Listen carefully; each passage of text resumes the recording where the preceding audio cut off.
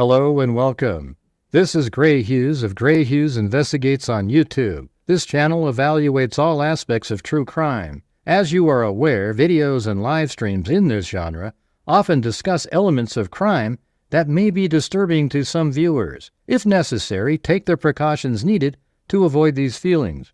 Factual information related to cases is the key to fostering rational true crime discussions. Fortunately, you will find that here. Please hit the like button only once, share the video, and subscribe if you like my content. Thank you very much for watching.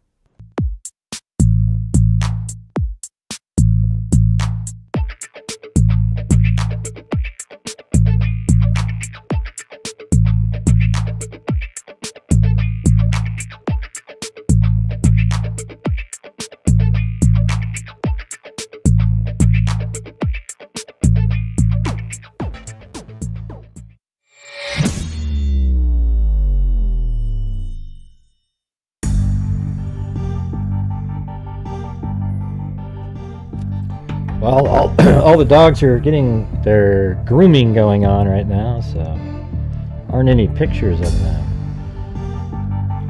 I got to keep it on me going this. There we go. Okay. Hey, thanks, Richard Watts.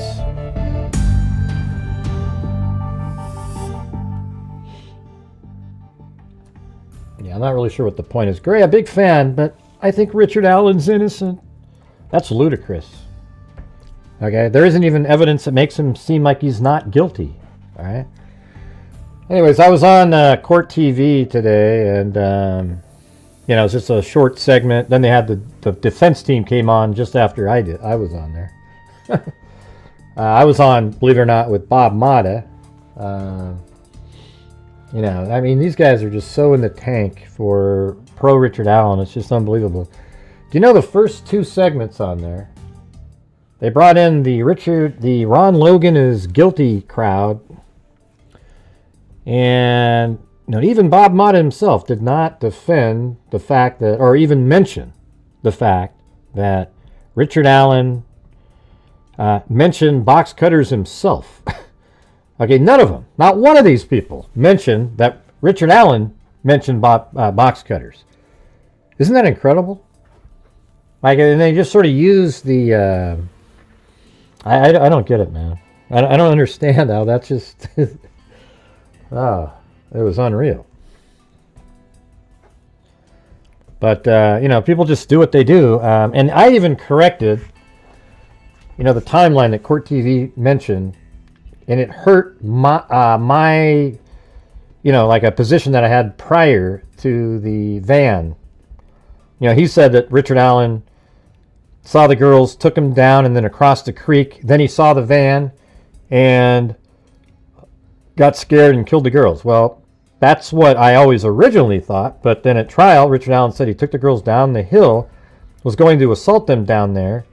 Then he took the girls, and then he saw the van and then took the girls across the creek.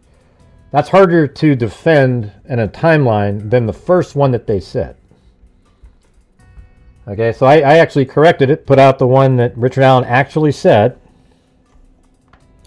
Then they also had that the girls went across the creek at 2:31, but actually it was 2:25. They took those last 50 steps and then did a rise up the bank there. Yeah. Oh, and there was another thing, too. Like, I wanted to just jump in because I was watching the previous segments. I mean, it's just, look at this stuff here. Look at. See, what they left off of the show was, so Logan told the inmate that he told the girls that he knew one of their mothers worked at a bar. He told the girls he had horses and rabbits and offered to let them see them as they walked through the trail in the woods. So let me get this straight. Ron Logan's bridge guy, he pulls out a gun, because Abby says, he's got a gun, he's got a gun. He pulled out a gun and says, guys, down the hill. And then after that, we don't hear it off camera. He goes, would you like to see my horses and stuff? Yeah, I want to see my rabbits and my horses. That'd be great. Does that make sense to anybody? That after he pulls a gun out, forces the girls down the hill. That's what I was going to say on, but I didn't get the segment with Ron Logan. Okay? Now, I'll tell you what, if Richard Allen says that Ron Logan was with him, I'll believe it. Okay? I'll believe it. They both mentioned box cutters. Richard Allen definitely is bridge guy. Was Ron Logan on the other side of the bridge? And maybe he spotted out and saw the car drive by and said, "Hey, Ray, gotta..." Well, Richard Allen was already there before the car drove by, though. So never mind.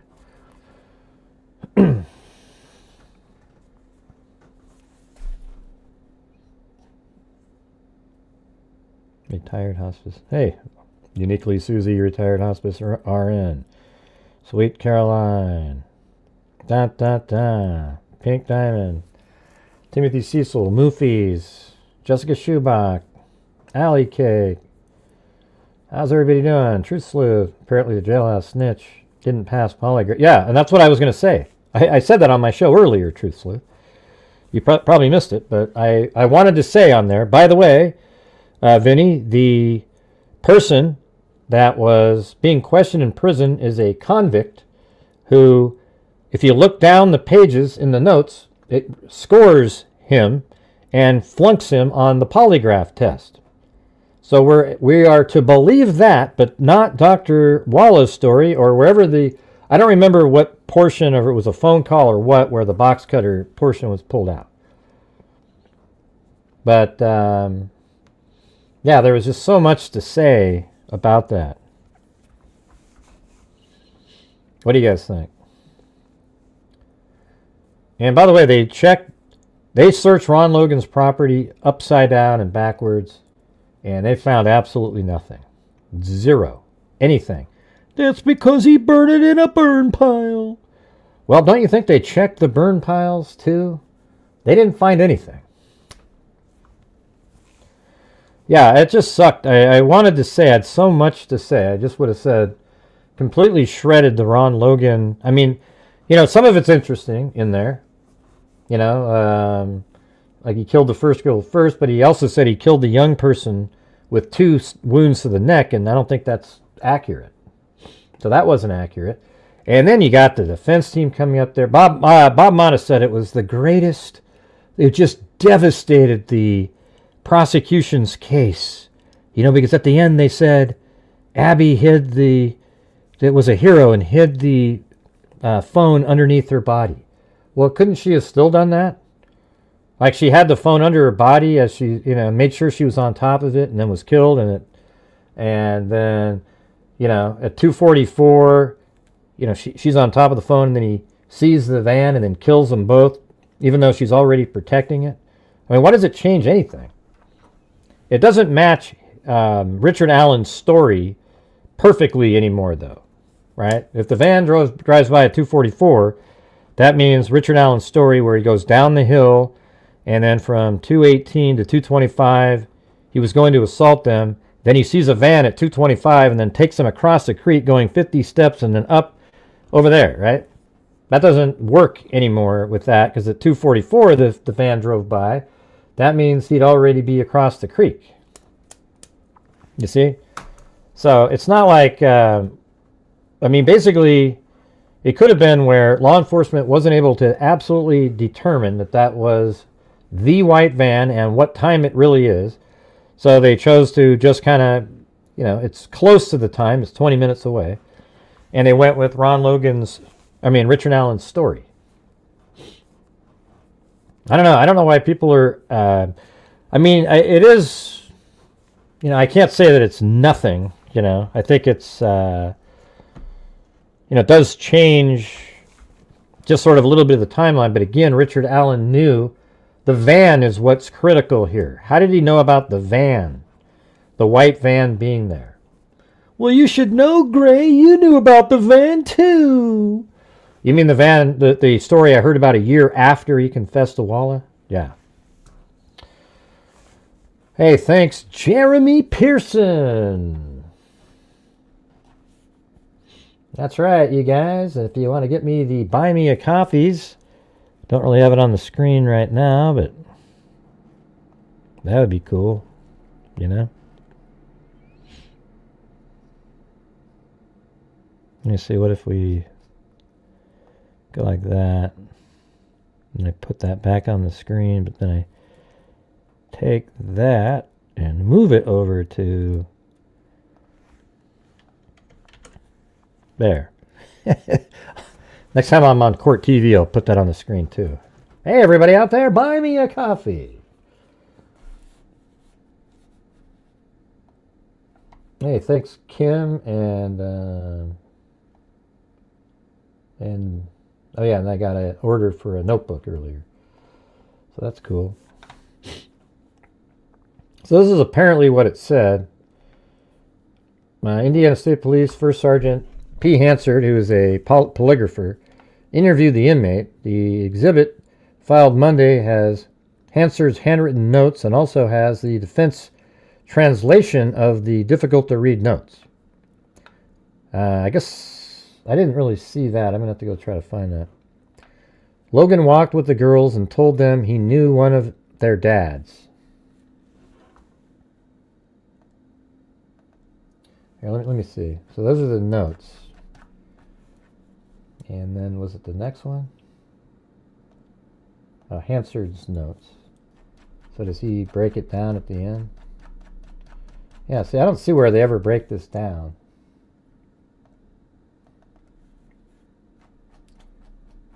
And that's another note.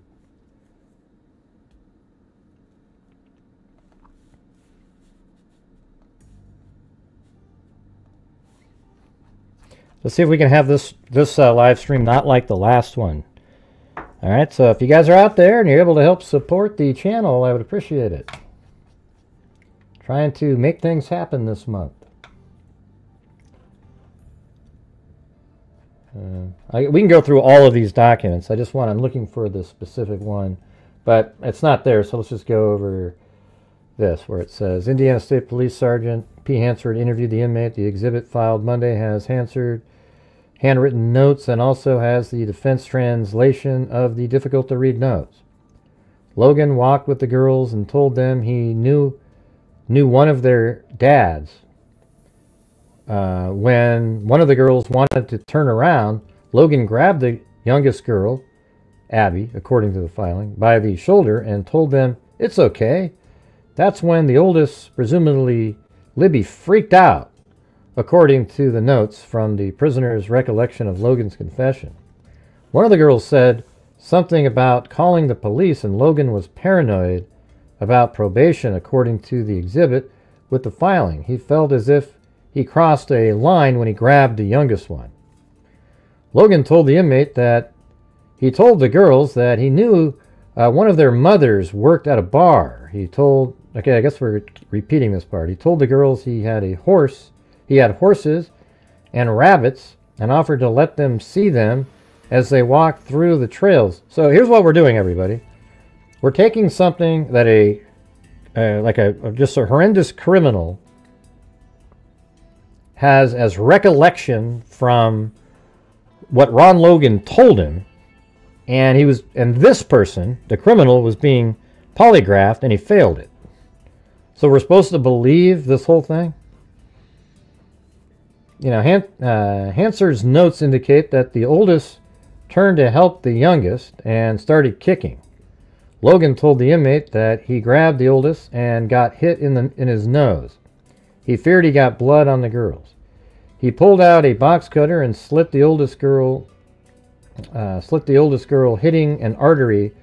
According to the filing, the youngest girl was scared and he took her with him for a while, according to the trooper notes of the inmate's accounts of Logan's words. He said he cut both of the throat, according to the notes. Well, I mean, that's, you know, some of that stuff's sort of accurate right there. I mean, number of stabs and everything aren't. The inmate told police that Logan left and came back later in the evening after the searchers were looking for the girls. Yeah, but they kept looking till 2 in the morning. So you're saying if you got there at 10, you were just going to risk it? And you said you waited until late in the night and moved the oldest girl to an area not likely to be found. He burned his clothes, boots, gloves, and bag, according to the trooper notes from the interview with the inmate. Ron Logan's confessions exculpates Mr. Allen. No, it doesn't.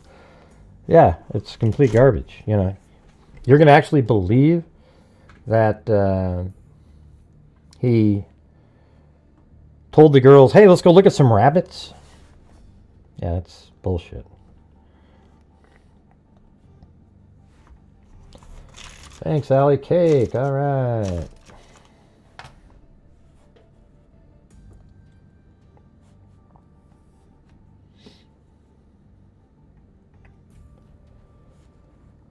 All right. Yeah, I mean, I guess, you know, the interesting part is the van here. We were looking at it earlier. You know, you do see something driving by at like 2:44.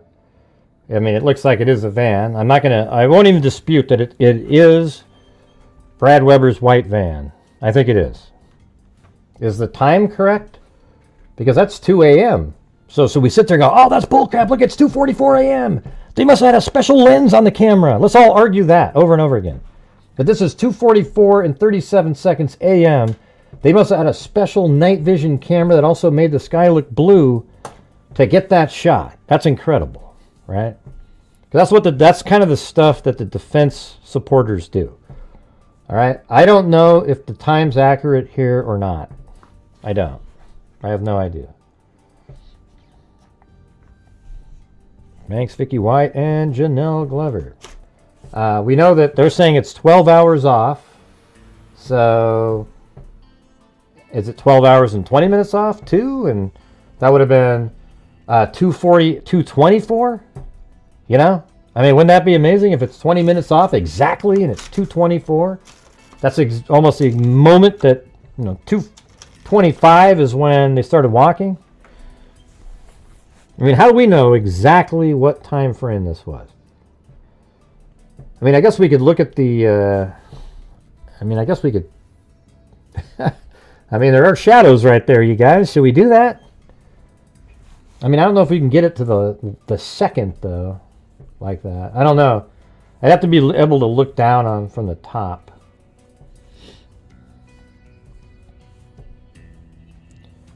Hello, Linda Howe, as in Linda Molden Howe of the Cattle Mutilations and Crop Circles. Riding Alley's Way. Yeah, make Super Chats great again, as Timothy Cecil said. I mean, other than the huge one we had on the first show today, this is my third show, we wouldn't even be at the goal. Not even close. This is my third show today. Getting into the fourth hour now.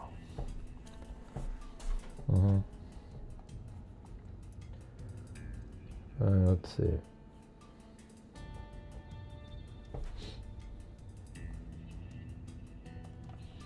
Let me zoom in on there.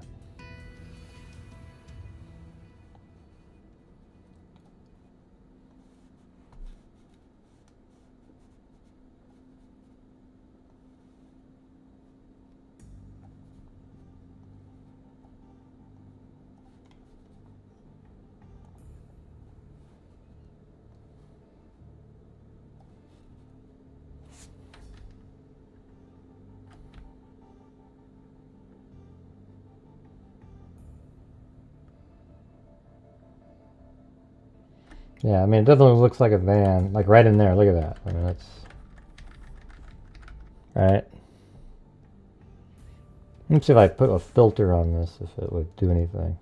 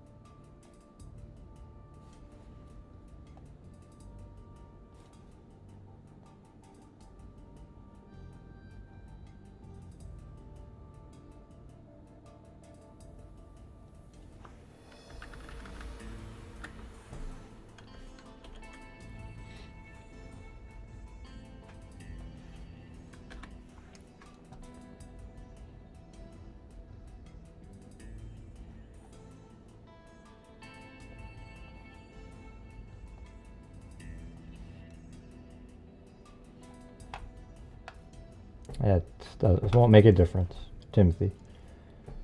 I've resigned myself to that.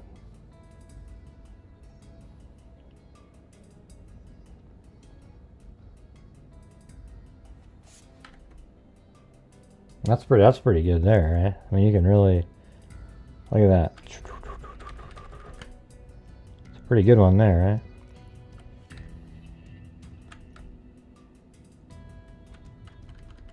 What do you think? What do you guys? That's a pretty good one. Let me just lighten it up a little bit. Let's see, maybe. What happens if you go like that? Make it really contrasty, so it's like.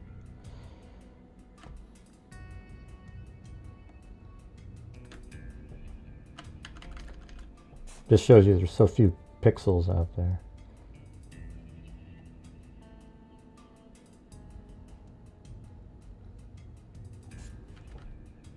Oops.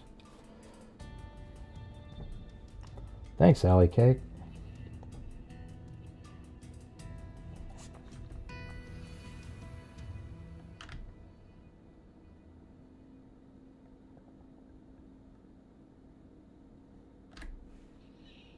Yeah, right in there. I mean, you can definitely.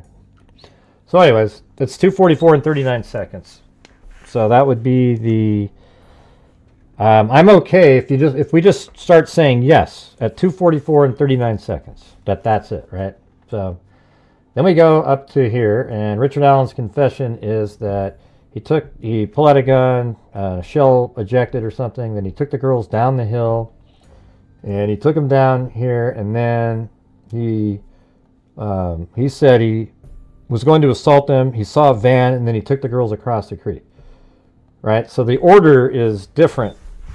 But it still doesn't mean that he wasn't scared by the van, because the van was there 20 minutes later. So it could just be after 5 years he realized the van scared him, but he didn't remember the timing of it, right? But that doesn't fit beautifully with his story. Although he still mentions a white van that drove by, and he's still right here at the crime scene. In fact, we've had people say that from this private drive you can look right at the crime scene. You can see it. So, he likely saw the van and was like, God, I got to get the hell out of here. Right, he still saw the van. It was just at 2:44. So then we look at it and say, okay, the steps, though, we have it where he's coming down. And again, it was another thing they had on Court TV was they said it wasn't Court TV. It was one of the articles I was reading.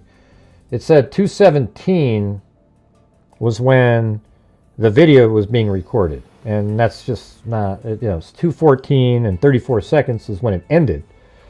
And so then probably walked down and then was down below here at, I'd say, 2:17-ish down at the bottom here. And maybe, even 2:16. It doesn't take that long to go down the hill across and then go down again. And then maybe he did bring him over here until 2:18. And 2:18 all the way to 2:25. And then he's like, God, and maybe he was looking around and just realized it's kind of open. And then eventually he takes them across the creek. And then at 2:31, he starts having the girls undress. So they put the phone on the ground and a shoe on top of it, maybe to hide it. And then things progressed into whatever they did where he had them undress. And then eventually he allowed... So that now there's a shoe on the ground on top of... So let's just say it's one of Libby's shoes and it's on top of a phone at this moment. And then Libby's clothing is over where Libby is. So then later on, she dresses up in Libby's clothing. And then maybe it was her last act where she got on top of the shoe and phone because she knew it was there. Who knows? And it never moved again. And because now they're trying to claim that in the story, Ron Logan said he went back out there. So you're saying that Ron Logan, in the middle of the night, plugged in a phone jack into Libby's phone while it was on the ground underneath a body. I mean, you guys understand out there, defense people, that that's one of the most ludicrous sounding things in the history of the world. And it doesn't match the story that they want you to believe either. They want you to believe that, remember, they want you to believe that after going on the other side of the bridge, they were made to go down the hill, they were put into a van and driven away. Okay? So how does that square now with the Ron Logan information? And what happened to all the Odinists, for God's sakes? The Odinists are gone now from the scene. They're not part of the story anymore. Your whole click document that you focused all of your attention on, that's gone too, because now we've got Ron Logan, a dead man, who you're going to pin the murders on. Man, this is getting ridiculous. You know, why didn't the prosecution do that? Man, they could have easily done that. Look at this stuff, you guys. The prosecution had that same information. Why didn't they do this? My God, they could have pinned it on a dead person and called this case done a long time ago. Well, the reason they didn't is because they know that Ron Logan isn't the killer. And, some of these comments that people make out there were, what did Bob Motta say? He's like, yeah, this just throws everything, and it's like, no, listen, Richard Allen is Bridge Guy. Every single piece of information connected to him points to him as being Bridge Guy. So he still is Bridge Guy. Now, if you want to say that, yes, Ron Logan was on the other side of the bridge and they were working together, then sure, you go right ahead and do that. And, Richard Allen is there. Richard Allen is the killer. Richard Allen was at the crime scene. No matter what. I don't care what. There's no out for him. It's just people that don't use logic and common sense that aren't going to be able to see it. It's just crazy. I mean, I've never... Well, I have. I can't say I've never seen anything like it. Kanika Jenkins, exactly the same. Never ends. Kohberger, same shit, over and over and over again. Hold on a second.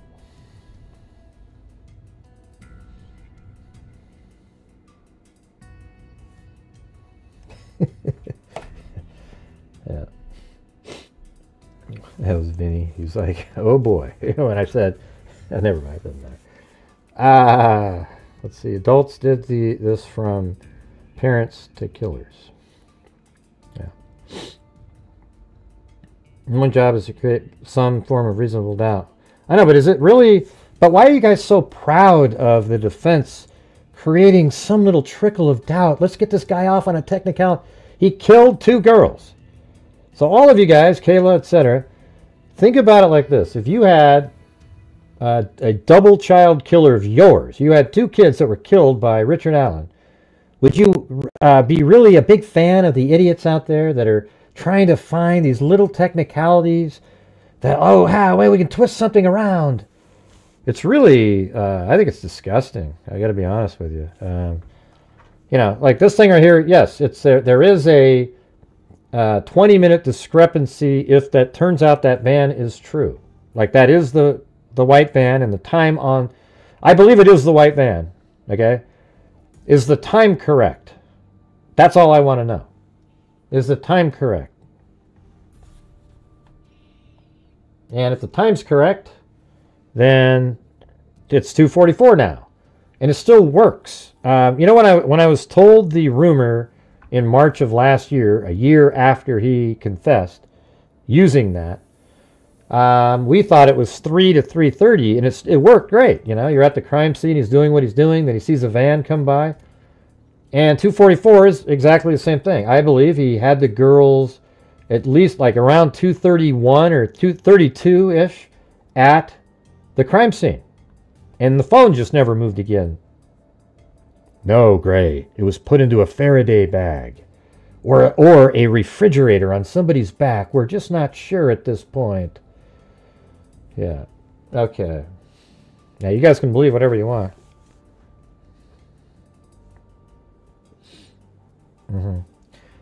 But hey, guys, let's... I kind of need some coffee to keep going here. This will be my 3rd show, and I was actually then on Court TV waiting around for a while. All right, so definitely going to need some more support on the channel tonight. All right, you guys? I know it's tough, but think about it from my perspective.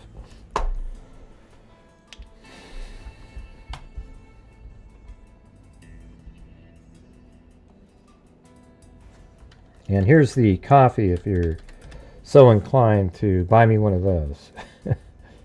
Definitely need one. All right, so do you guys want me to go through all of these documents that came out today? Because I can.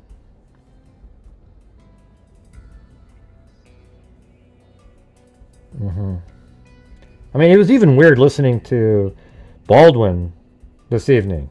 He said, like, he went back to the Click document. Well, what does that got to do with Ron Logan now? You're out as Ron Logan. Come on. Jesus, he knew this stuff. He knew about a box cutter, for God's sake. I got to tell you, doesn't it bother you? So when I was on the show, every single one of the guests didn't mention that Richard Allen mentioned box cutters. They only talked about, yes, the medical examiner said, oh, they thought it was a box cutter. And look, Ron Logan said box cutters. And I'm like, well, Richard Allen said box cutters. He said he used a box cutter. They even went and checked the garbage can for it. Remember?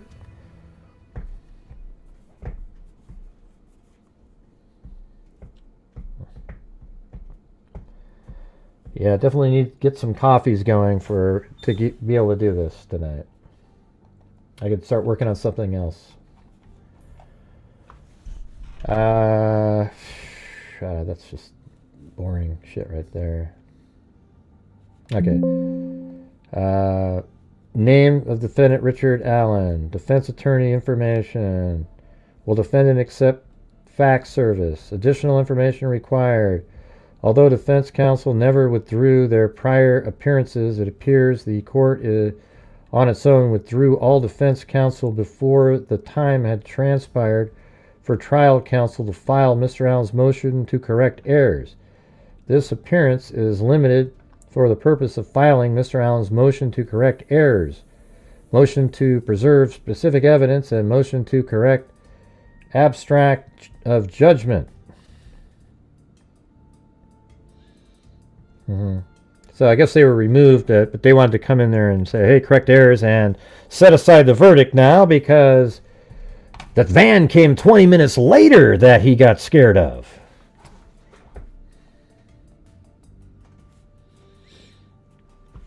Defendant Richard M. Allen, by counsel, respectfully requests that this court issues an amendment, abstract of judgment in support of this motion. Defendant states the following. On December 23rd, 2024, this court issued an abstract of judgment in this case. Under Part 4 of the form, the court indicated that there were no mental health concerns with the defendant.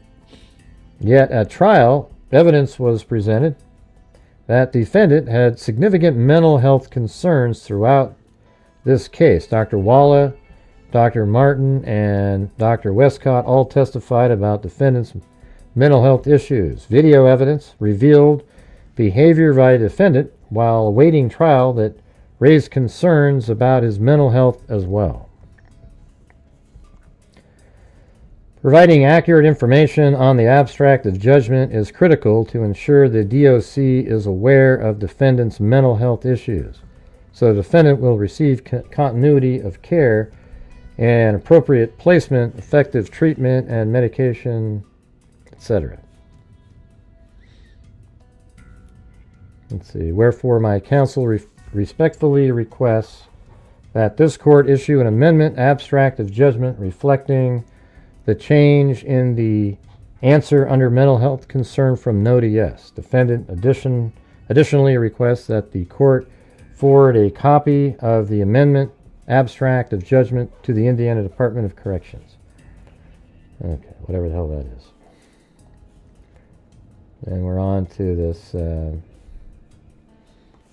affidavit of Kathy Allen. The affiant Kathy Allen, upon the oath under the penalty for perjury, says, I am Richard Allen's wife. On October 26, 2022, my husband was interrogated, arrested, and jailed.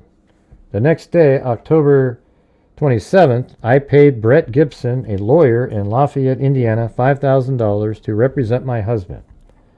Exhibit 1A is an email I received from Mr. Gibson office acknowledging that I had paid Mr. Gibson to represent my husband. The evening of October 27, 2022, Mr. Gibson sent a letter by email to the Carroll County Sheriff and Nicholas McClellan, the Carroll County prosecutor, telling them he was representing my husband and they should cease all questioning of him. So that judge, or that attorney, told McClellan that he's representing Richard Allen. It's a guy named Mr. Gibson. And let's see. So he told them to stop questioning his client. Exhibit 1B is a copy of that letter sent to me by Mr. Gibson. About 10 p.m., Mr. Gibson called me to say he would not be able to get my husband out of jail because he was going to be charged with murder the next day. All right, guys. So I don't know if you guys are aware, but on this channel right here, let me get to the... We have given away... I'll put this on the screen here. There we go. Oh, look at, they just got their haircut and everything. $229,000 out of the income from the channel since January 2020. We currently have a scholarship fund that we put $6,000 into annually out of the income from the channel. And we've put, at least $10,000, $15,000 a year into our DNA fund for identifying Jane and John Does. And the only way to make that happen is if I give part of my ad revenue and I give part of the super chats and everything that comes in. Oh God, here we go again. Holy shit. I can't get them off the screen. All right. Those damn dogs, man. I tell you what, they need to hurry up and turn 2 years old. But I need your guys' support on these shows nightly. All right. And that's the only way to keep going. We just got done with our $6,000 scholarship fund. We just selected 3 winners. It was Zozo and Plato. And we gave 3 $2,000 scholarships out to students in the criminal justice world. Okay? So I'd like it if we could maybe not have more of these same nights that we've been having lately, so we can continue to keep doing what we've been doing for years. And we've got, the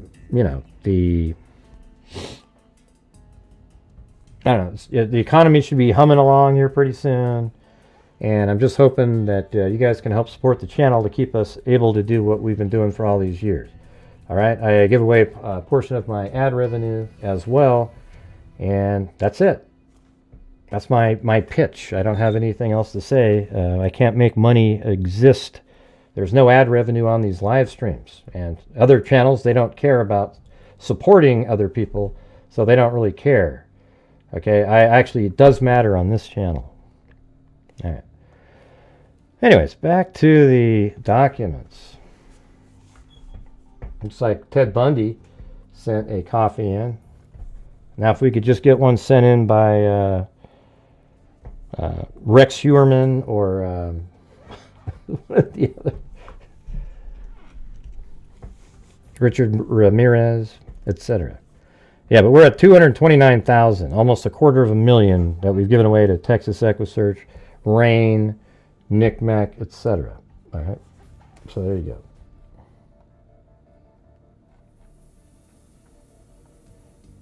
Wait, did Ted Bundy do 2 of them? Oh, thanks, Ted Bundy. And don't get all started at once, all right? Yeah, so it says about 10 p.m. Mr. Gibson called me to say he would not be able to get my husband out of jail because he was going to be charged with murder the next day. And by the way, there's, there's trolls out there that constantly trash my channel, and when I try to raise funds on the channel, and I get frustrated as hell when we're not doing that anymore. It's hard to get to a point where you just realize people aren't going to support your channel anymore. Okay, and the reason it's frustrating to me is because we have given away $229,000 trying to make a difference as a channel, and that's going to all go away. And that's the, I guess that's the reality, but it's difficult. It's difficult to accept especially when, you know, the economy is getting better. You know, it's going to be getting better here. So who knows? I'm just saying, it's just, you know, I get trashed into oblivion by these certain people, always taking something out of context or grabbing the latest thing that you say, and they make videos and go, oh, look at that gray guy, he's just... And all I can tell you is I know how I think, and my heart and everything's in the right place. I give a shit.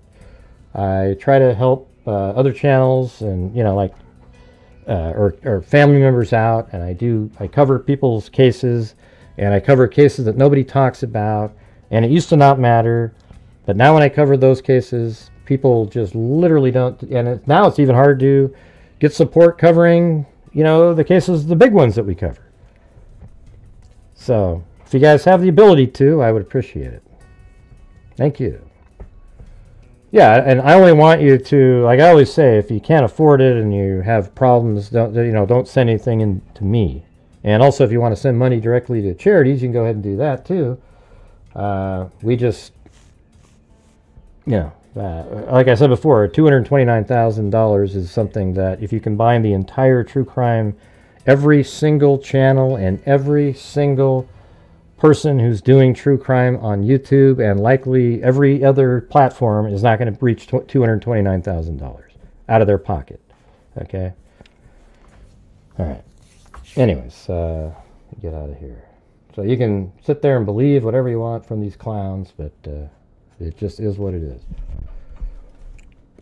Now, this is something from Gibson Law. This is to certify, this is that same attorney. Then on or before January 20th, 2025, the foregoing defendants Exhibit 1A was served on all counsels of record. And this is his letter here. This is back in...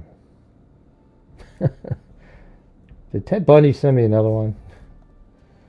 Thanks, Ted Bundy. What's scary, though, is like when you look into the chat, after I just say that, it's still 0. I mean, it's wild, isn't it? Please be advised that I have been retained to represent Richard Allen in certain matters relating to an investigation being conducted by your office. It is my understanding that my client is being detained by Carroll. This is the one he wrote to McClellan. It is my understanding that my client is being detained by the Carroll County Sheriff. He will not be giving any statements regarding this matter. If he is currently being questioned, the interview should be terminated. If you have any comments or questions, please do not hesitate to contact me. So are they saying that this was at the same time? Like, I mean, I'm not sure what this is for. Are they going to prove later that he sent this letter and then Richard Allen was questioned without his attorney? But he was read his Miranda rights. Now, your attorney can't make somebody not talk. Hey, thanks, Kathy Friedenmaker. And look at that. Alley Cake said super chats are cool. Well, yeah, they sure are. They sure are.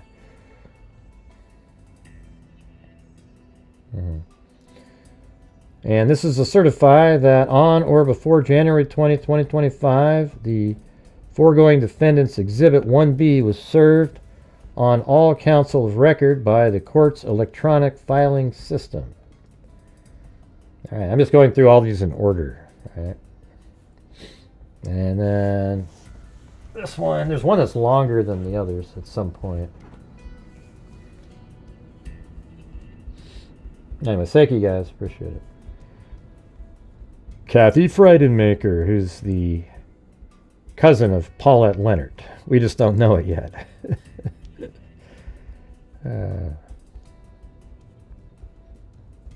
Oh, the safekeeping? Yeah, maybe. I guess we haven't got there yet.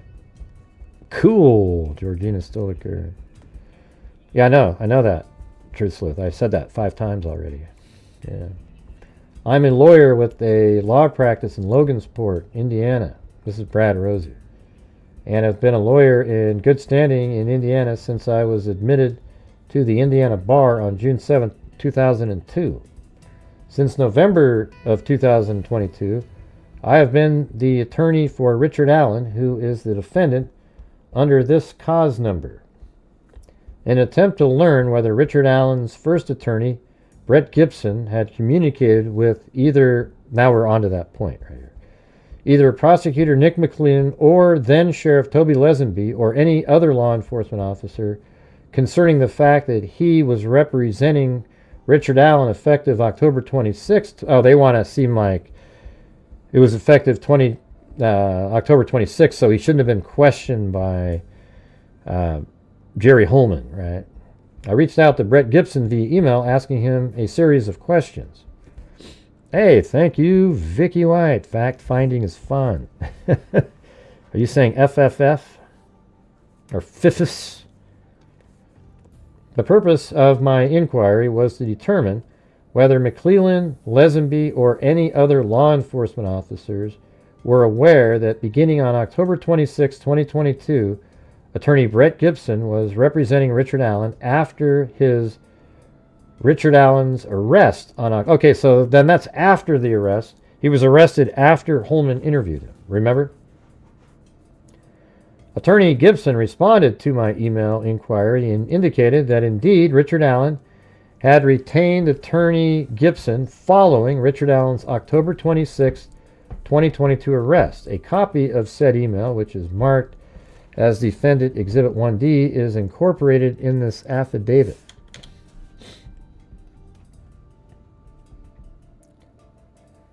Furthermore, in his email response, Attorney Gibson stated that the Attorney Gibson communicated with Nick McClellan both by email and by cell phone and alerted McClellan that he was in fact Richard Allen's attorney. Furthermore, in his email response, Attorney Gibson stated that Prosecutor McClellan helped arrange a meeting between Attorney Gibson and Richard Allen at the Carroll County Sheriff's Office, and that said meeting did in fact take place between Richard Allen and Attorney Gibson, and that furthermore Attorney Gibson advised Allen to not discuss his case over the phone. I'm just trying to figure out why they're saying... I mean, they never really interviewed him again after that. I think they even said he lawyered up. I have attempted to gain Attorney Gibson's affidavit concerning the things he states in the email. This is to certify on January 20th, the foregoing Defendant's Exhibit 4 was served on all counsel of record.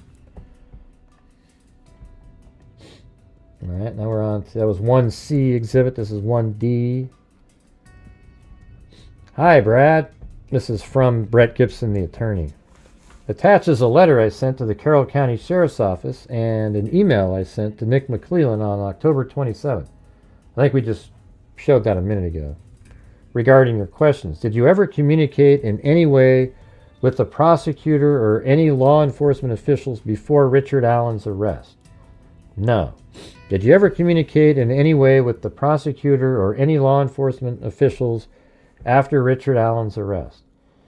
Yes, on October 27, 2022, Kathy notified me that Richard had been arrested.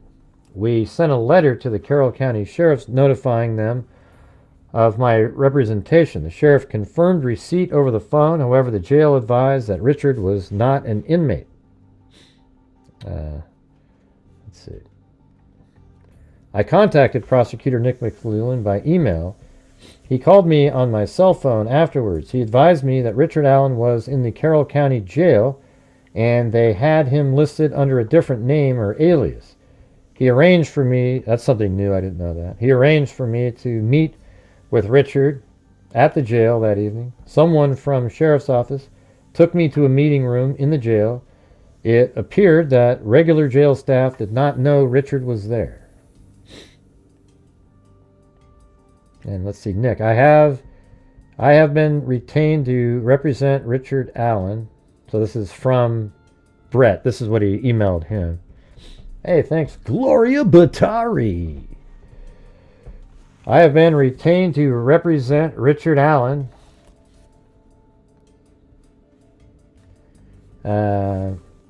His wife, Kathy Allen, advised me that Richard was detained by the Carroll County Sheriff's Office yesterday.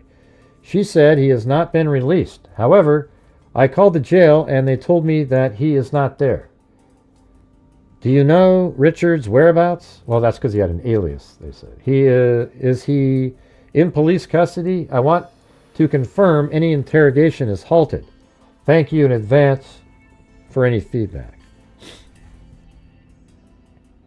Brett. And then Ann Deedham, who also works for Gibson.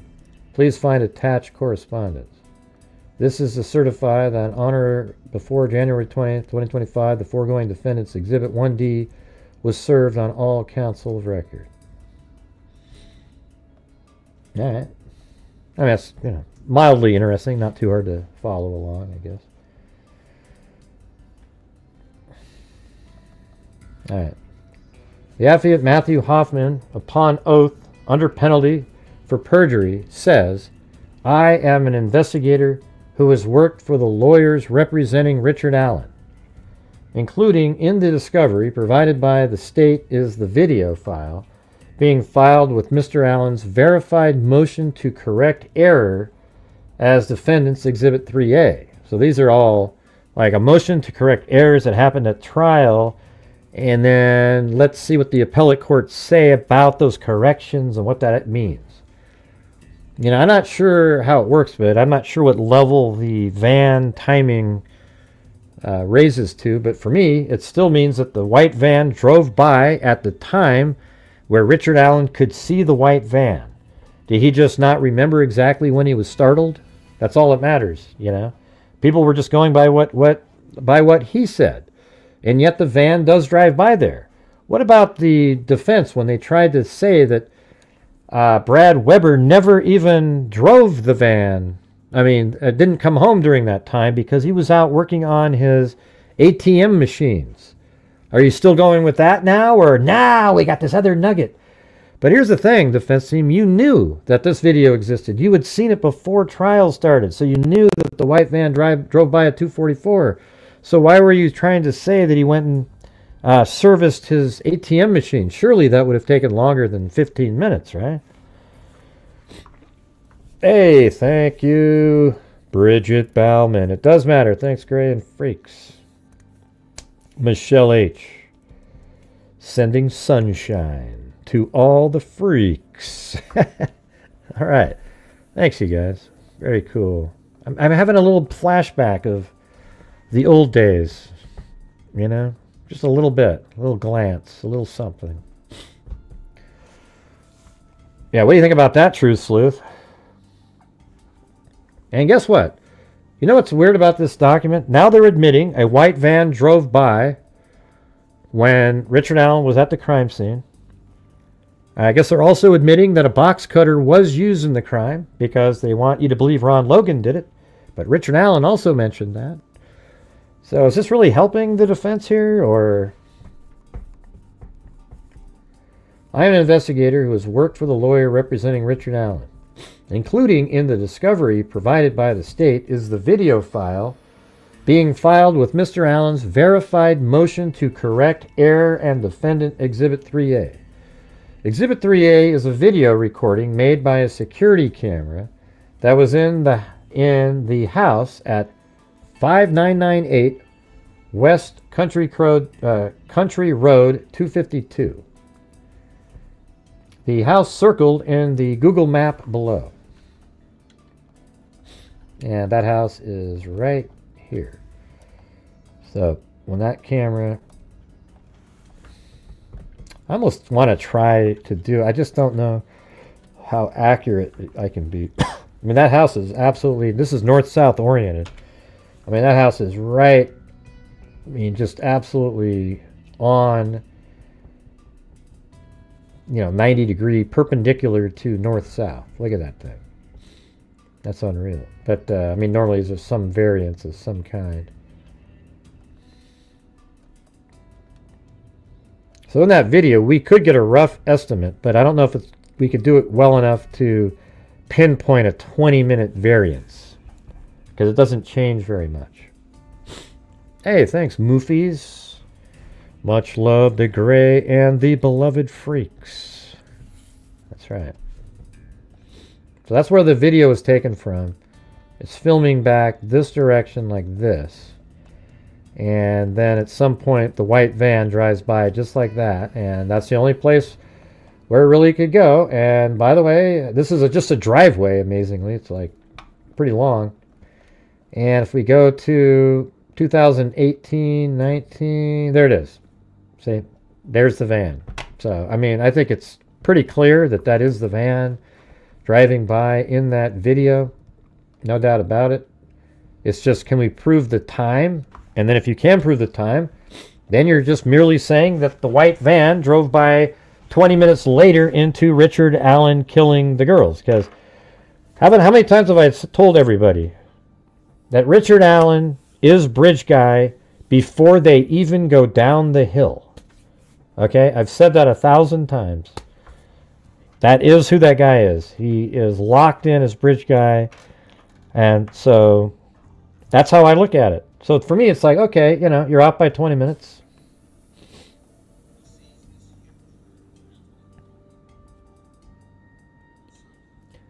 Yeah, I do, Connie. I do, Connie. I know exactly how to interpret them. Unfortunately, you don't. But you're one of the Richard Allen lackeys who show up. You have no idea how to read a document or interpret it. Jeez, what a clown. They're simple to understand. Let's see. And then, so there it is right there. And then the video recording was made on February 13, 2017.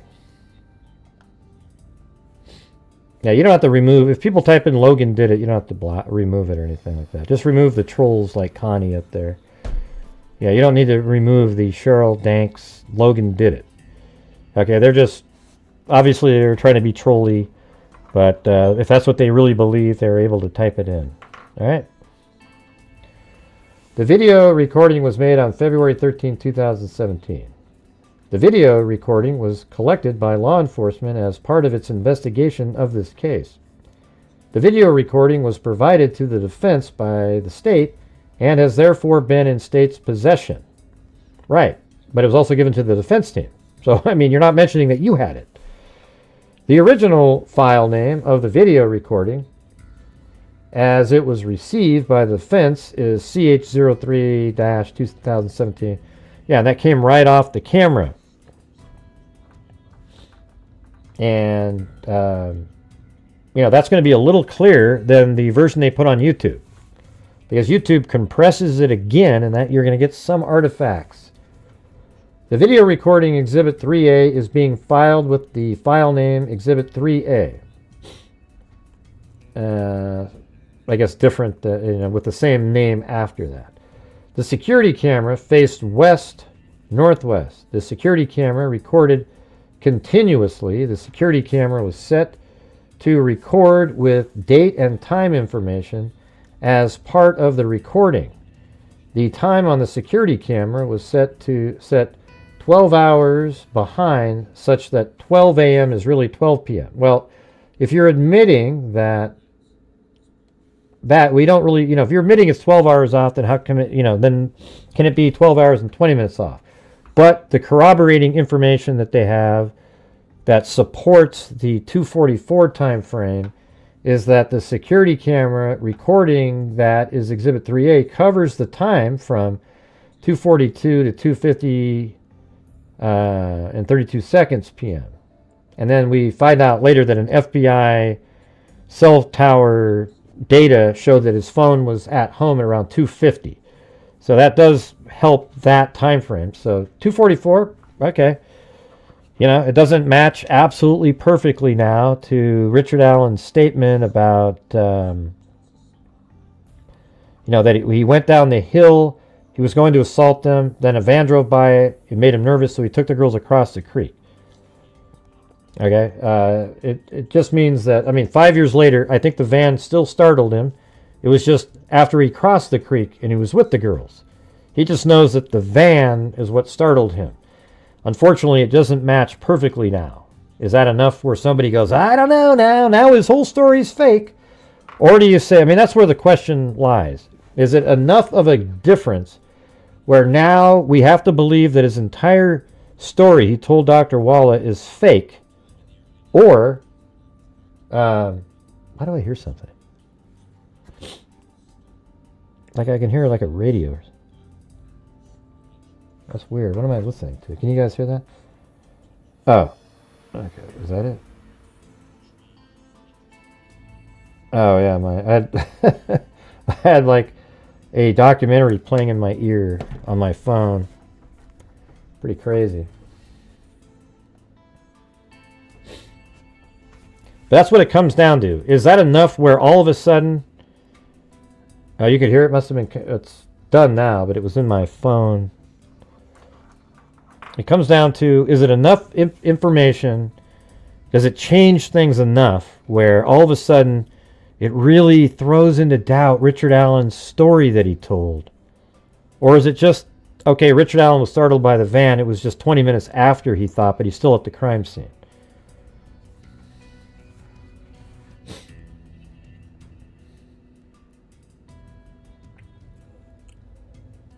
The security camera had a wide-angle lens that captured video of traffic on West 252 North, County Road North 625. That's the driveway, the private drive, and the beginning of the private drive to the Weber property, which is indicated by the end of the arrow on the Google map, Earth map below. Begins as a continuation of North 625, approximately 190 feet north of that road's intersection with, right. So what they're saying is, yeah, I think it's like right there. There's a gate. I believe that's a gate right there, if I remember correctly. So let's see if that's right. They said it's 196 feet.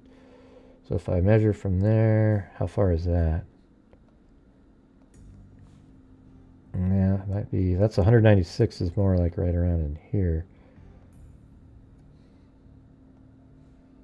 That's 196 feet.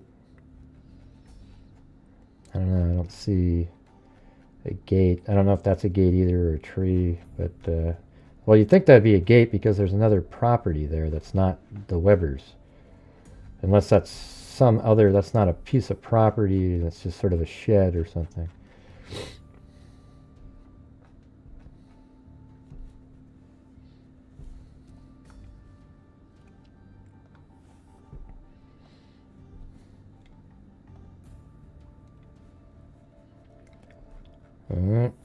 County, and then it says County Roads North 625 West and West 252 North are the only roads by which a vehicle could enter the Weber property. Yeah, what they're saying is you can only come from one of these houses over here, drive this way and go onto the Weber property, or you could go this way and go to the Weber property. And we see the van driving here. I mean, I think they're going overkill with proving. I mean, it's just, you know, obviously, if Brad Weber's coming home, he's on 625 driving like this. He's not at one of the houses over there. Let's see. According to the time and date stamps on the security camera recording, Exhibit 3A shows a white vehicle going north on North 625 West, entering the frame at approximately 2:44:33 on February 13, 2017. Exhibit 3A also shows a white vehicle continuing into the private drive to the Weber property at approximately 2:44:54. Really? Can you see something that late into that? Let's see. Huh. So I guess we need to... So they're saying all the way into the 54 time frame.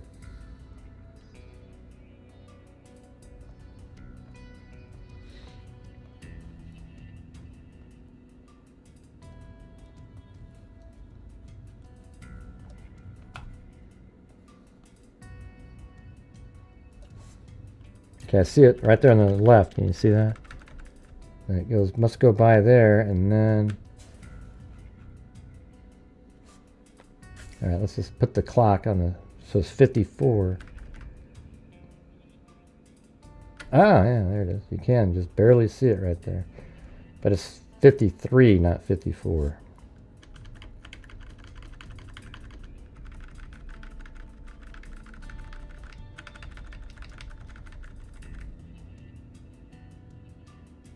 Oh yeah, look at that. It keeps going.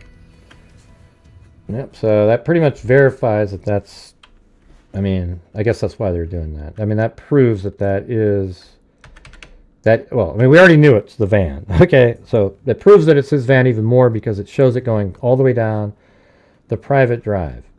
All right, so there you go. So if looking at it like this, you can see it, see how it's moving. I mean, I don't know if you can see that, but let me make it bigger. As much of the screen as possible, like that. You can see it. I'm going to go all the way back to, we'll just do it backwards now.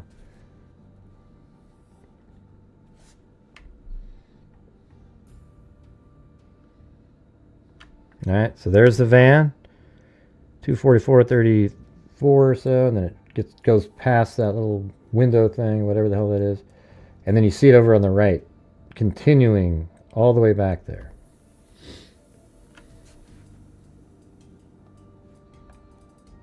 And so that means it's kind of still on camera back out in this area.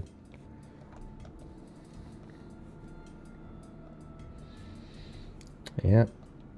All right, we're having one of those lulls again. We were doing so well earlier. We're making progress. Let's see. I have reviewed Exhibit 3A. Yeah, so then we got the 254. Exhibit 3B is a video file that contains 3 zoomed-in clips from the video recording that is Exhibit 3A. The video file that is Exhibit 3B is being filed with the file name Exhibit 3B Zoom 3A Clips. Each successive clip in Exhibit 3B is zoomed to a greater magnification. I think they're like just going way overboard at this point. Exhibit 3D is a photograph of Brad Weber's white cargo van provided to the defense. The original photograph, as provided to the defense, had the file name DSCN0056. I have reviewed Exhibit 3D of the photograph of Mr. Weber's white cargo van, and Mr. Weber's van in the photograph appears to be at least similar to the white cargo van as it appears in Exhibit 3B and 3C. The zoomed video clips and zoom still photographs created from Exhibit 3A, the original security camera recordings. I mean, look, it just keeps way too much on that.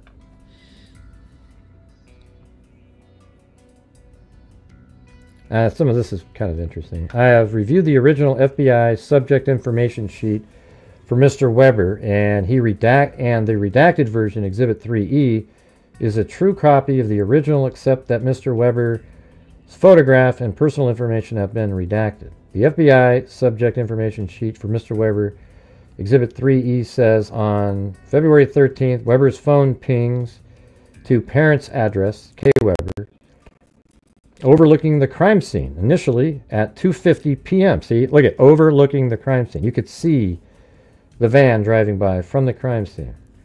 And repeatedly pings around the property until 11:55. 38, that Mr. Weber's phone first pings to his parents' address at 2:50 p.m.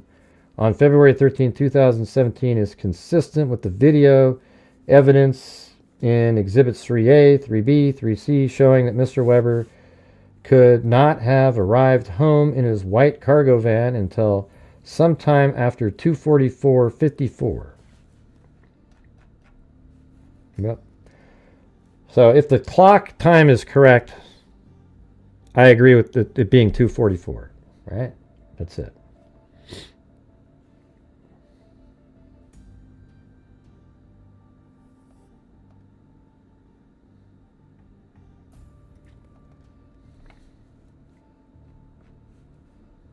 That's just mentioning that same document.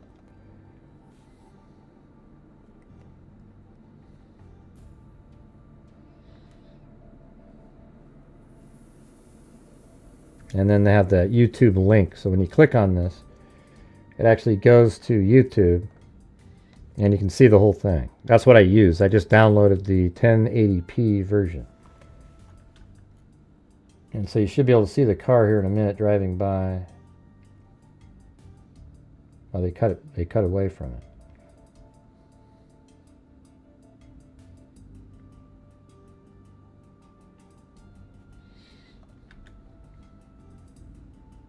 Oh, that's the 3D zoomed clip. Oh, that's interesting. I don't know if I have that one. That was only 1:03. Let me save this out. Hold on. I didn't have that one.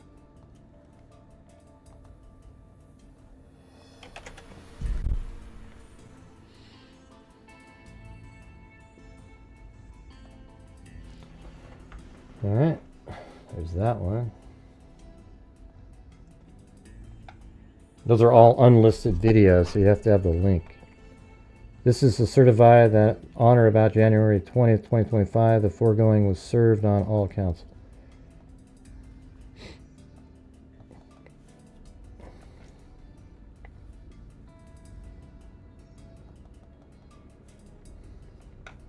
So they're showing it smaller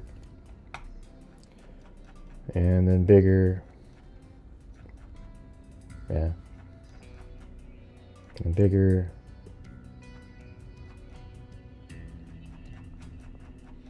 Definitely consistent with the white van. And then that's his van, so that's what it looks like. And then you can see it over here on 2022. Right there.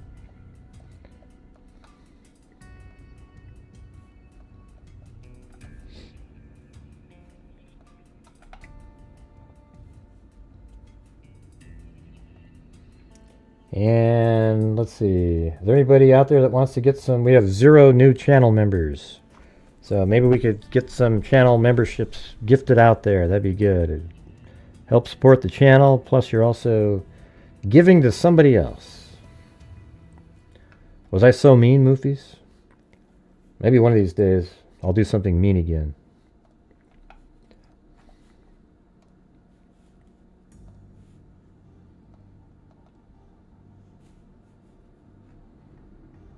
Okay, Weber has been staying at his parents' home in Delphi. The home overlooks and is adjacent to the crime scene. 2002 p.m., time card leaving Subaru of Indiana Automotive.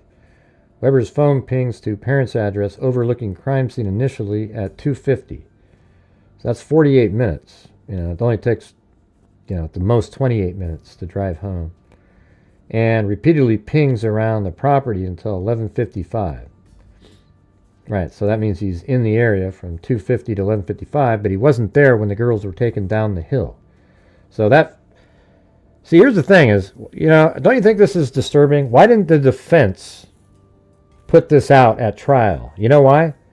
Because this clears Brad Weber as being the guy that was down the hill, and then, you know, you put the girls in the van. They wanted people to kind of have you know, man, maybe he's the guy because he drove by it, you know, and he got put into a van. They were trying to insinuate that to give the jury something to grab onto.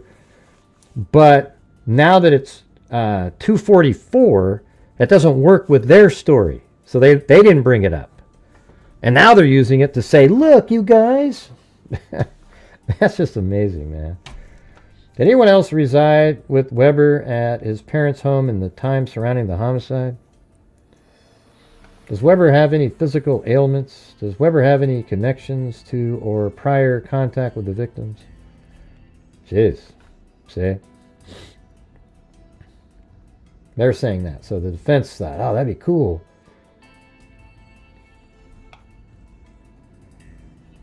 Now, some of the questioning these people have is ludicrous. It just shows you how irrational even these FBI guys are. Why are you questioning if he knew them or something? The girls were taken down the hill at 2:14. Weber's driving by, and he lives in the area at 2:44 now, which is 30 minutes after they were taken down the hill. What would he have to do with it? I am an investigator who has worked for the lawyer representing Richard Allen. Included in the discovery provided by the state to the defense was a tip regarding Ron Logan, confession to Ricky Davis, a known, horrendous criminal, at the Newcastle Correctional sometime before May 15, 2017. That tip was designated in the Orion tip file dated December 4, 2023 as Investigative Thread 8578 and appears at pages 776 through 77 of the PDF, or dash 77. No, I guess it's probably supposed to be page 76 to 77 of the PDF of the Orion tip file. Exhibit 4A is a redacted version of that tip about Ron Logan's confession to Ricky Davis.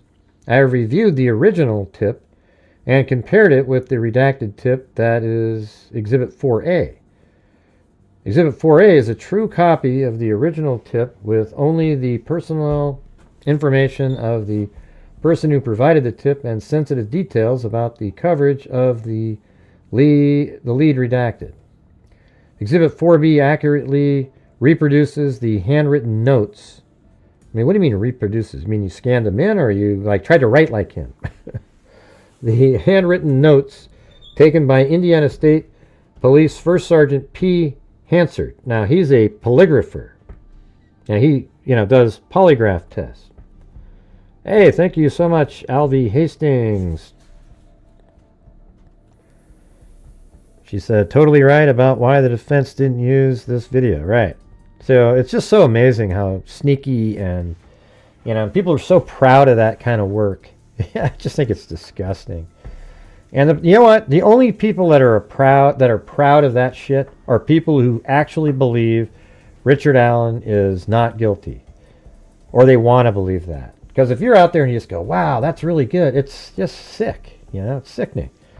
That's probably what Mike Patty was talking about when he said when the forefathers came up with this stuff, they weren't thinking about these kind of people. Right. Exhibit 4B accurately reproduces the handwritten notes taken by Indiana State Police First Sergeant P. Hansard about his interview with Ricky Davis on June 21st, 2017 at the Newcastle Correctional Facility regarding Ron Logan's confession to Ricky Davis. Those handwritten notes of First Sergeant Hansard are attached to Indiana State Police Detective N. Wolf's lead narrative summary cover sheet, both of which appear in a PDF file named Document 2 PDF. Exhibit 4C accurately reproduces a handwritten note signed by Ricky Davis. Ricky Davis' handwritten note is attached to the same lead narrative summary.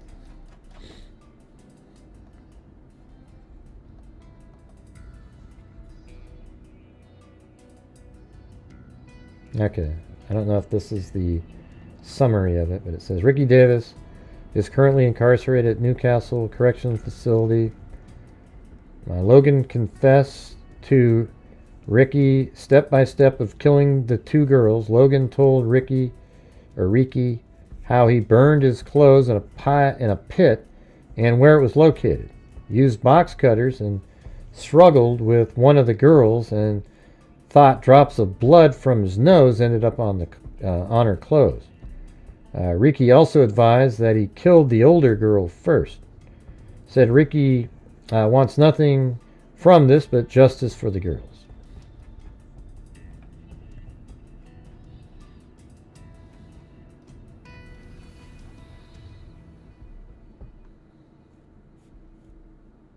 All right, what's this one right here? Okay, I did that one. Why is that one so huge? That's a huge file for no reason.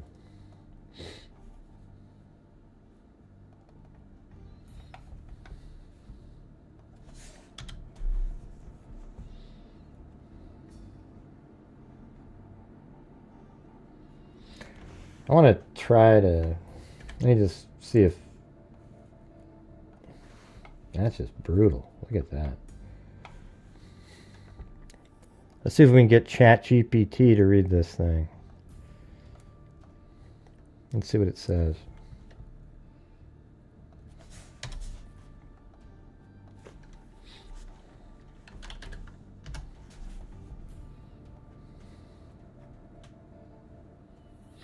I don't know why people talk about Kelsey. They're just morons. That's it.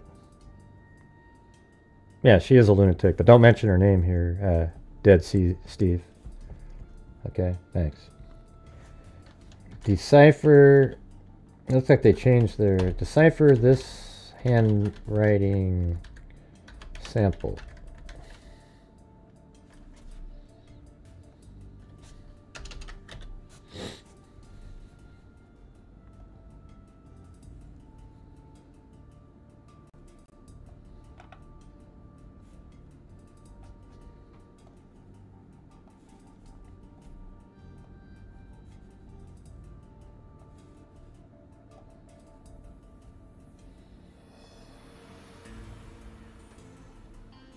Don't say something. Walking Here up. is the transcription of the handwriting. Defendants exhibit 4 billions. Walking up to 23 was annoying. I let their dogs volunteered.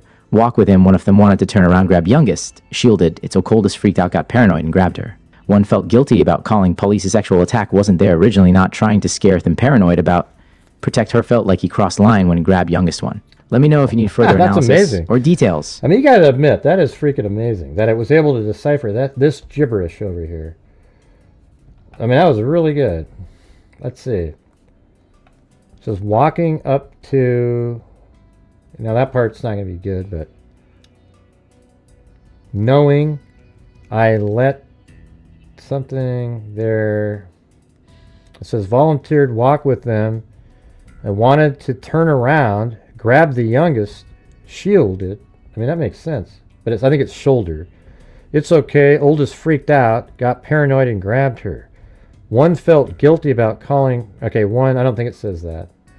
One... Something... I don't know. Calling the police. Sexual attack wasn't there originally. Not trying to scare them. Paranoid about. Protector. Felt like he crossed the line when he grabbed the young one. That's pretty cool, though, isn't it? I mean, that's pretty... It's not completely accurate, but, you know, it's... Let's try this one.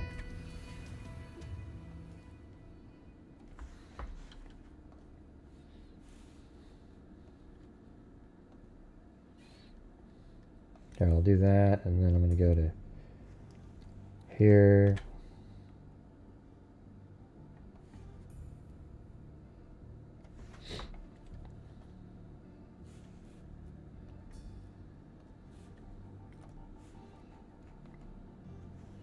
That one, look at this one. That'll be crazy if it can do that.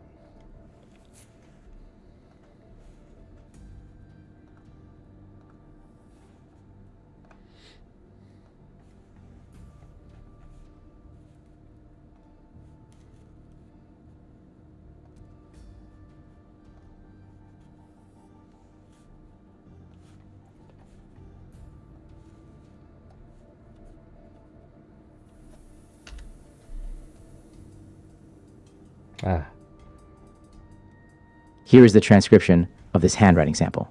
He started telling ironic, should have been in school talking to them, knew of their moms, worked at a bar, animals walk W, them, willing to go check out horses amp. He said he told them he had rabbits in barn. Walked this trail and wood soulless paranoid, didn't want to youngest, wanted to see horses. Let me know if you'd like further help interpreting this or analyzing its content.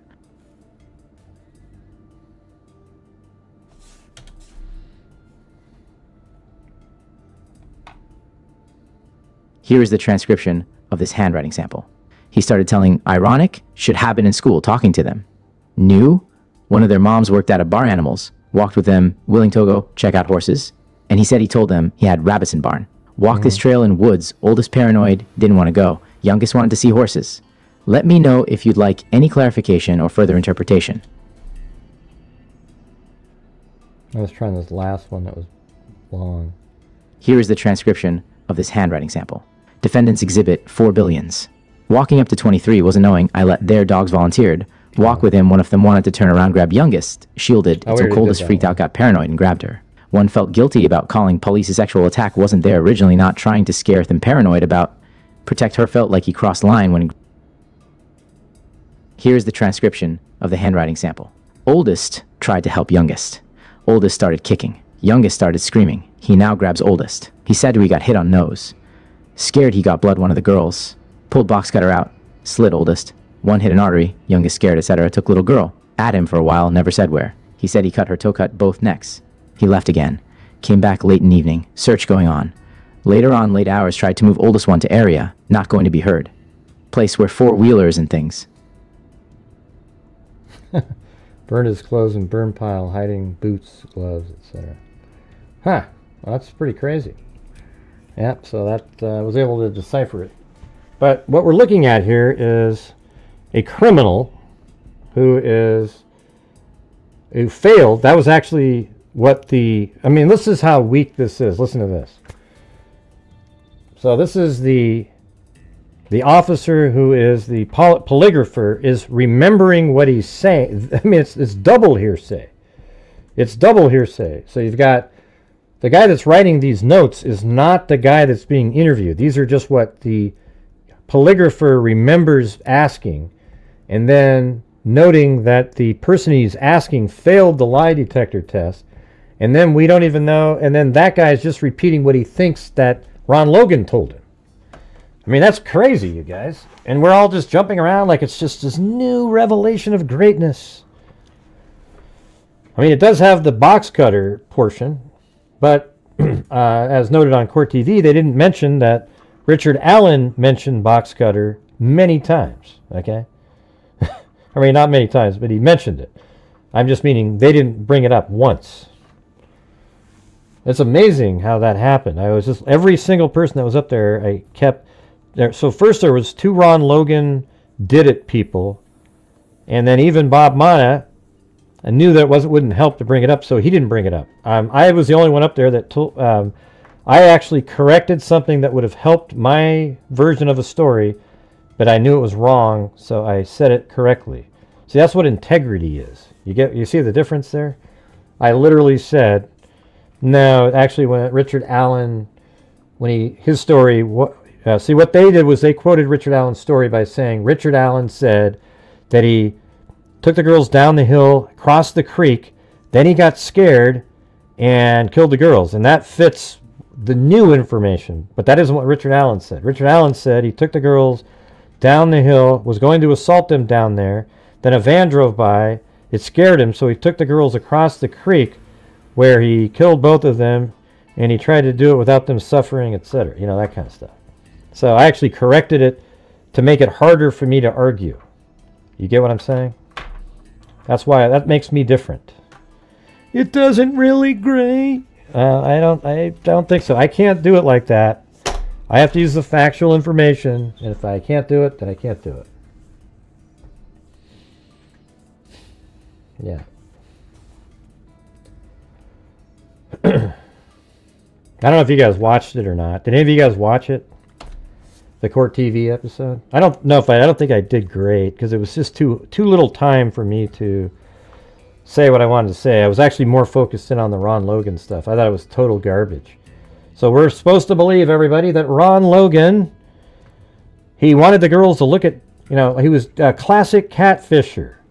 He tells them he wants to show them horses and so forth. So what he did was, to get them, you know, to kind of make them relax, is he pulls out a gun at the end of the bridge and says, guys, down the hill. And even Abby's like, he's got a gun, he's got a gun. Don't leave me up here, Libby. Hey, I just want you guys to look at my horses, okay? We don't hear that yet. So he pulls out the gun, has them go down the hill, and then somehow he says it down there. What a load of crap. Yeah, and his bunny rabbits. Give me a break. All right? Let's be honest. Try to do it. Try to do it. Now let me try this last piece here. I don't know if...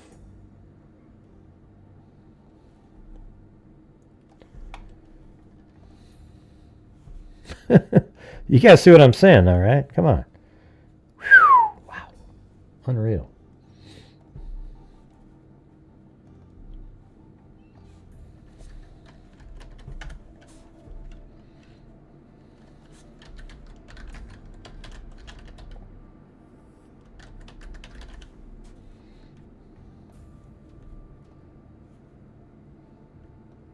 To decipher handwriting effectively, you can follow these tips. Analyze the context. Look at surrounding words or sentences to guess the meaning of unclear words. Identify known phrases, names, or commonly used words that match the context. 2. Break down the writing. Examine individual letters. Compare unclear letters to others in the document where the writer's style is more apparent. Look for patterns, such as repeated shapes that might indicate the same letter or word. 3. Zoom in or enhance. If possible, scan the document and zoom in. I will analyze and decipher the handwriting from the uploaded image. Let me transcribe the text for you. Transcription of the handwriting, top of the page. Cold slices of boots be burned in burn pile, second section. Next morning, 2 men. Girls knocked on door, asked to search on property. Red waved, or he said no. He let them take off split. Asked for family member to get old woman. Third section. First time he seen them from property. Have bike and EK guns, etc. Fourth section. During struggle, youngest girl screamed or scared, not me. Bottom section. Hope to parents. Continue to send next. Need bike? Next day. Some words such as ek and parents are unclear but could be contextually refined based on additional information. Yeah. It's pretty sweet that he even gives you that much, you know. I mean, just that absolutely horrendous writing, you know.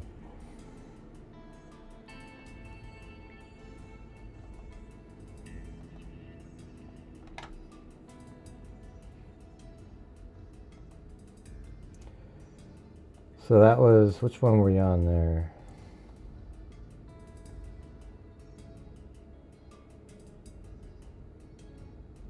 Is it this one? Yeah, I think we're just on that. Now see this portion right here, you guys? This stuff? 0, -1, that means neutral. -1 is failed. +1, -1, -1. And these things over here are the score. He failed this polygraph. So the polygrapher was asking the inmate who heard Ron Logan, and he failed the polygraph test. So not only are you getting double hearsay, he failed the polygraph test of telling his story. What do you guys think of that? You guys okay with that and just running with it? It's wild.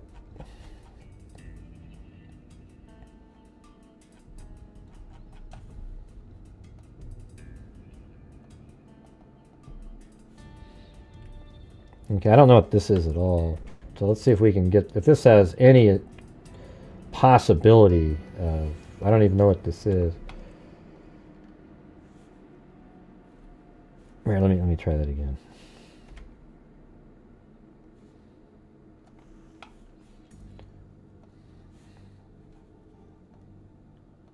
I gotta say, Snagit's probably the most valuable tool that I use just in general, like every day, all the time.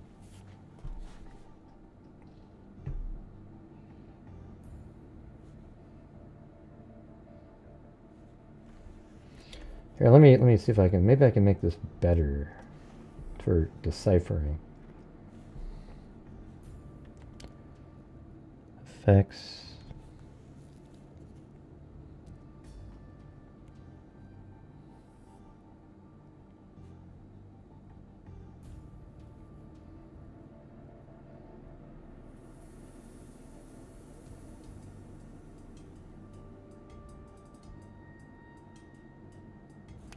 No, they don't have. I was looking for a change the contrast on it, make it a little darker, but I know Photoshop has. I just don't want to take the time to open it up.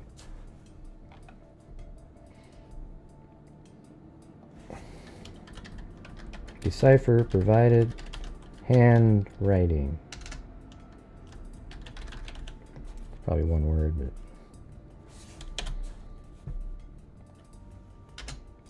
Jesus. Uh-oh. Ah. There we go.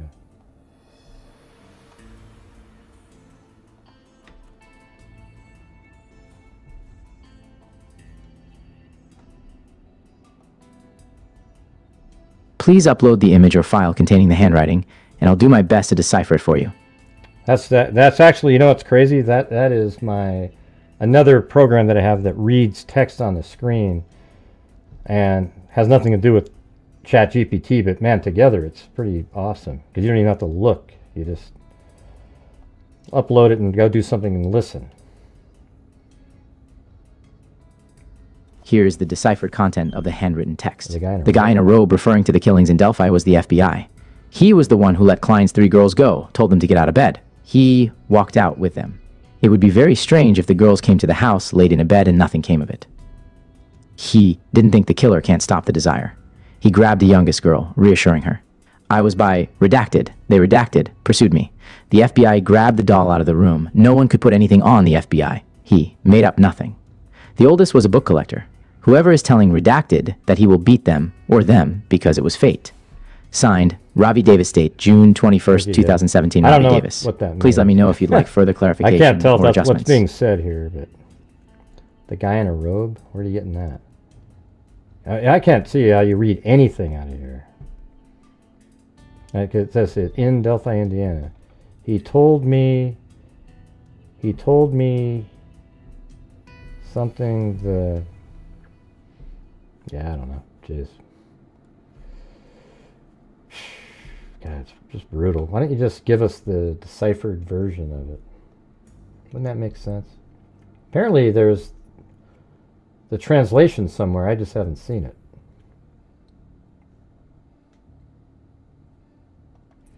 But hey, guys, if you're out there and you want to help support the channel tonight, I would appreciate it.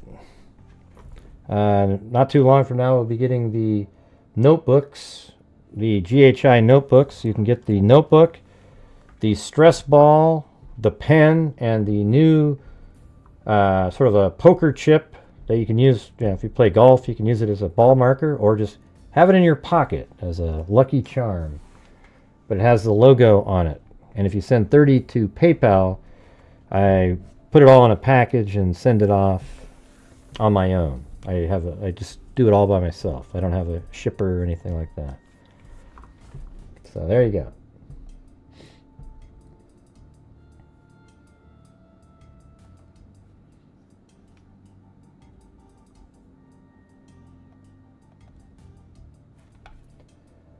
All right, here's something like Affidavit of Stacy Eldridge.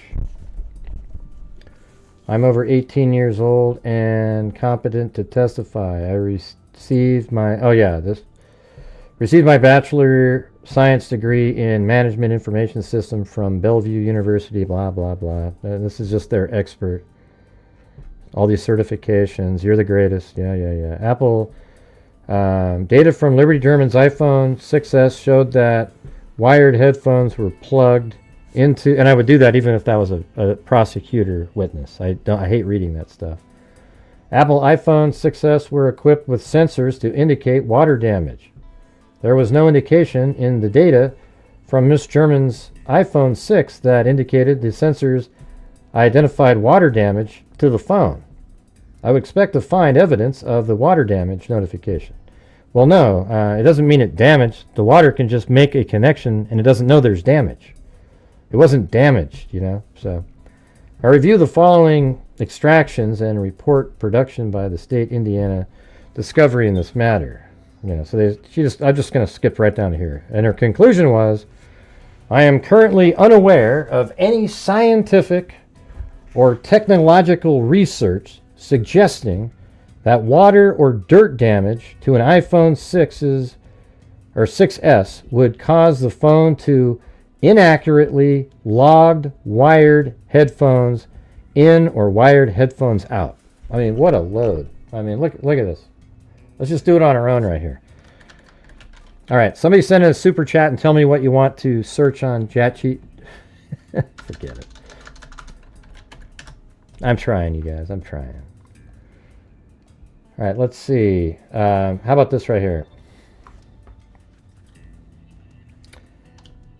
Can an iPhone 6s falsely believe headphones are plugged in without water damage?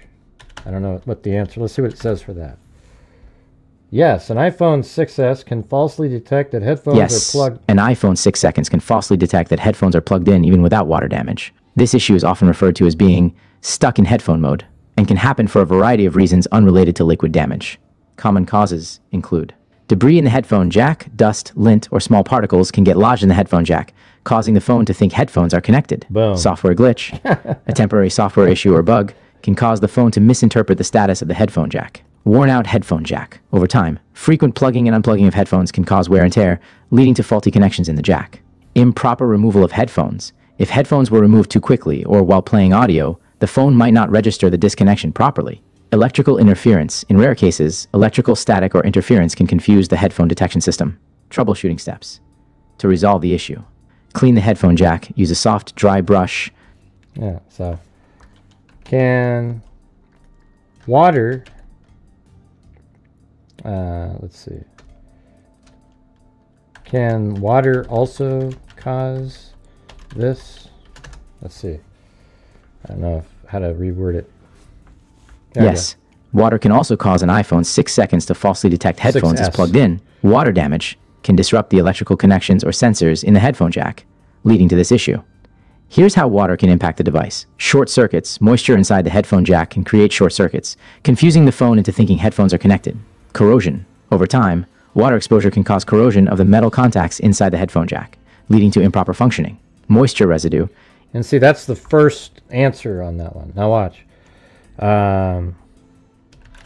Can you give me the sources for this information?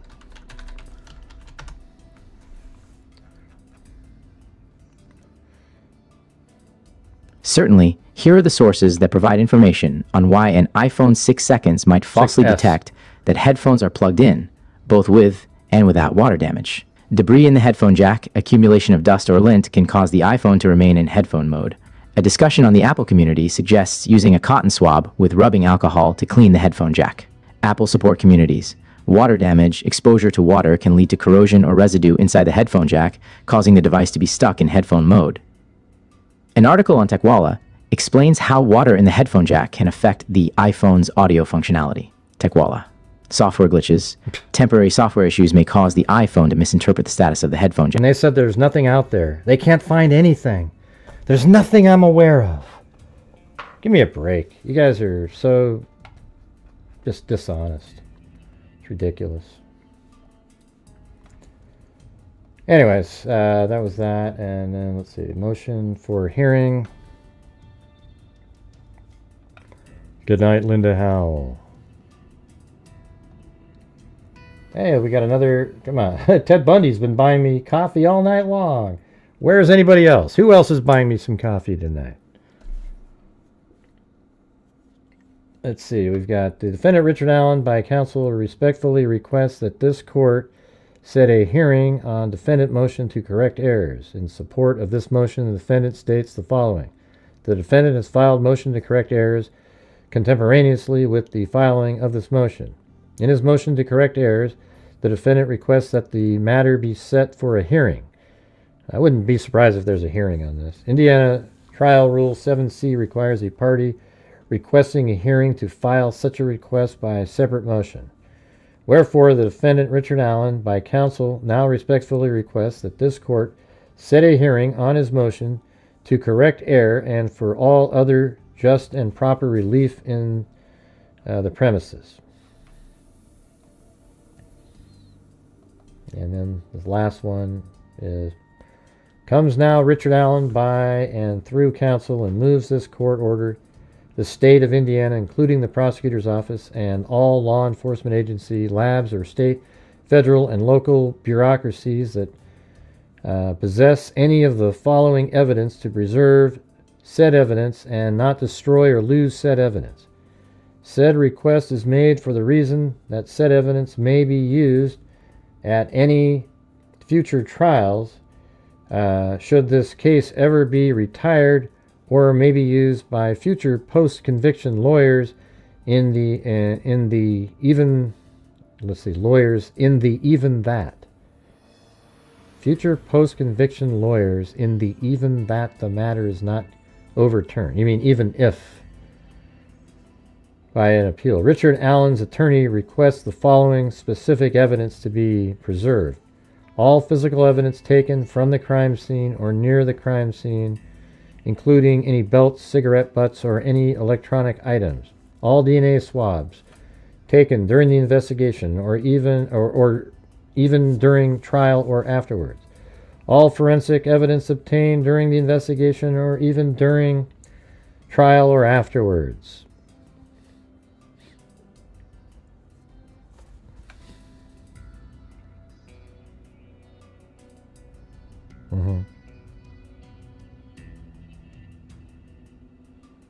Yeah, well, we know that's how it works, Chris Beta. That's why they do those videos. So you sound like an idiot. That's exactly why they make those videos. Because during my shows, occasionally during the shows, I'll say, hey, everybody, if you want to help support the channel, that'd be great. That's what you do on if you're trying to bring in funds. If you don't say anything, then nobody helps you at all. That's just the way it is these days. It used to be I didn't have to ask. Now, in the last year or so, I've had to. So It is what it is. You can go screw yourself, Chris. All right, thank you. Any and all reports or lists that identify, and then I've already told everybody that people make those videos, okay? What they also didn't tell you, Chris Bata, is that, did you see anywhere in the videos that you watched that this channel donated $229,000? Did you see that anywhere, Chris Bata? I didn't think so. Just another rodeo clown showing up to a channel trying to pretend.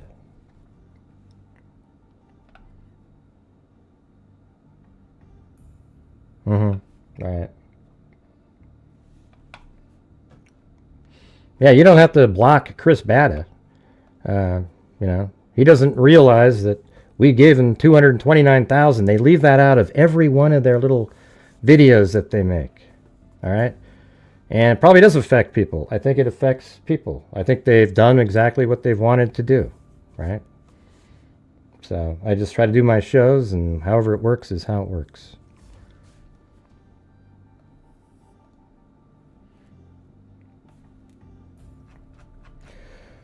Anyways, forget it, you guys. I'm out of here. I don't want to do it. I just can't do the shows.